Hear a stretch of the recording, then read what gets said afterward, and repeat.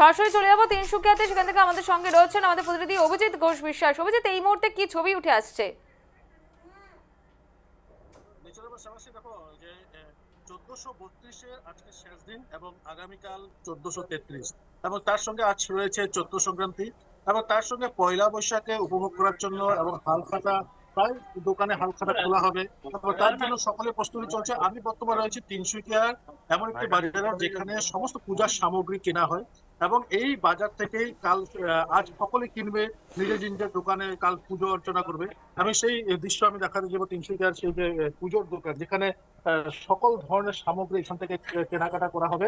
এবং 1433-কে আনার জন্য বা 1433-এ যে কাল প্রথম দিন, সেই প্রথম দিনে সকলে নিজের নিজের দোকানে বা নিজের নিজের ব্যবসায়িক প্রতিষ্ঠানে সকলে পূজা অর্চনা করবে।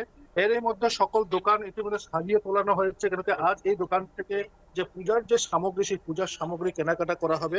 এবং রয়েছে একটি বিশেষ কথা বলবো যে পঞ্জিকা, পঞ্জিকা বাঙালির একটি গুরুত্বপূর্ণ জিনিস, যে পঞ্জিকা আজ সকলেই কিনবে এবং পঞ্জিকাকে পুজো পুজো করে কাল থেকে পঞ্জিকা শুরু করা হবে। বিভিন্ন যে দোকানগুলি রয়েছে সেই দোকানে পঞ্জিকা সাজিয়ে তোলা হয়েছে। এবং দোকানের যদি দৃশ্য দেখাতে চাই, সেই ক্ষেত্রে আমরা দেখবো যে দোকানে বিভিন্ন ধরনের পুজোর সামগ্রী কেমন। আজ 1432-এর শেষ দিন, কাল নতুন বছর 1433। হ্যাঁ, খুব ভালোই হচ্ছে। খারাপ তো বলে লাভ নেই, ভালোই বাজার ভালোই। আর আগামী বছরে যাতে আরো ভালো হয় সেটা আশা কামনা করি। আর সবার যাতে শরীর সুস্থ থাকে, সবাই যাতে ভালো থাকে। আপনি যেদিকে পুজোর জিনিস সামগ্রী বিক্রি করছেন, হ্যাঁ, হ্যাঁ, কেমন কেনাকাটা কেমন চলছে? ভালোই চলছে, ভালোই চলছে, ভালো। নিশ্চিতভাবে দেখো, এখানে যে দোকানগুলি রয়েছে আমি দোকানের সেই দৃশ্যগুলো আমি দেখাতে চাইবো। এবং তার সঙ্গে রয়েছে প্রতিটি ব্যবসায় প্রতিষ্ঠান রয়েছে, এবং প্রতিটি যে দোকান রয়েছে সেই প্রতিটি দোকানকে সাজিয়ে তোলা হবে।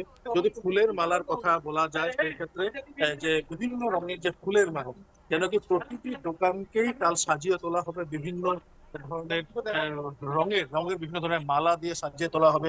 সকলেরই একটি আশা যেন 1433-টি যে প্রথম দিন রয়েছে, প্রথম দিনের যেন খুব ভালোভাবে উদযাপন করা হয়। এবং বছরটি যে 1433 বছরটি সকলের যেন উন্নতি হোক। সেই ক্ষেত্রে সকলেই এক প্রকার সেই যে উন্নতির জন্য পূজা অর্চনা করবে।